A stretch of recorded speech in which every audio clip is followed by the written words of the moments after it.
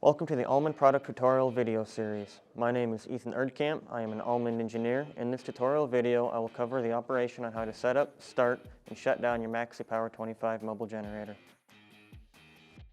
Today I'm going to cover the Maxi-Power 25 mobile generator. Step 1. Transport the mobile generator to the work site. Properly and safely position the mobile generator trailer on a solid level surface. Do not set up the generator trailer on an incline of more than 5%. Do not set up the generator trailer on unlevel or unstable ground. Step 2. Put wheel chocks against the front and rear of each wheel. Step 3. Deploy the tongue jack. Make sure that the generator trailer is level front to back.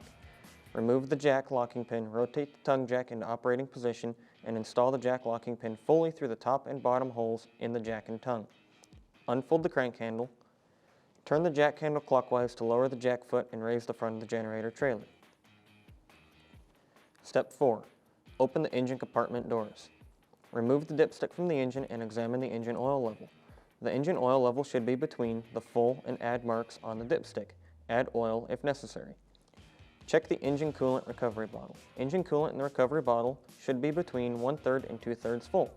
Examine the fuel level in the fuel tank. Add fuel if necessary. Optional, the generator trailer is equipped with a remote fuel valve with options to fuel the unit from a remote fuel tank. Refer to the operator's manual for remote fuel tank connection and operation. Step 5. Set voltage change device by turning the switch to the desired position. This switch is used to set the voltage for the outlet panel, the connection lug plate, and the cam locks if they are equipped. Turn the switch all the way to the left for the 480 277 volt 3-phase setting. Turn the switch to the middle for the 208 120 volt 3-phase setting. Turn the switch all the way to the right for the 240 120 volt single-phase setting. When the voltage selection is completed, lock the voltage selector switch in the new position.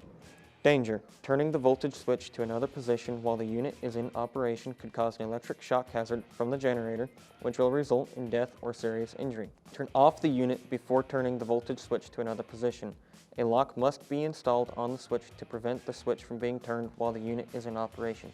Step 6. Open the AC output panel door. Connect cables and/or power cords to the connection lug plate and/or outlets. Refer to the operator's manual for cable loads and cable connections.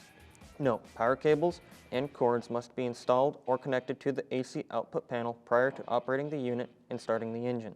Step 7. Start the unit. Open the control panel door. Set the main circuit breaker to the off position. Set the outlet circuit breakers to the off position. Set the electronic controller power switch to the on position. Press the manual mode button. Press the start button to start the engine cycle. The engine will cycle through the stages of preheat, engine start, engine warming, and engine run. Allow the engine to run for approximately 5 minutes. Note: for complete information on the Deep Sea Control Module, read the Deep Sea Control Module Operator's Manual. Adjust the voltage as needed by using the voltage adjustment control knob.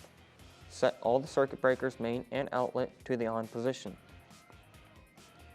Step 8. The unit has an emergency stop button that will immediately shut down the entire unit in case of an emergency. The emergency stop is located on the rear side of the generator unit. Step 9. If a circuit breaker trips, disconnect the load from the outlet. Switch the main circuit breaker to the off position and shut down the engine. Wait 10 minutes for the generator to cool down. Correct the load problem. Start the engine and switch the main circuit breaker to the on position. Reset the breaker to the on position. Step 10. Close the engine compartment doors. Step 11. Close the control panel doors. Step 12.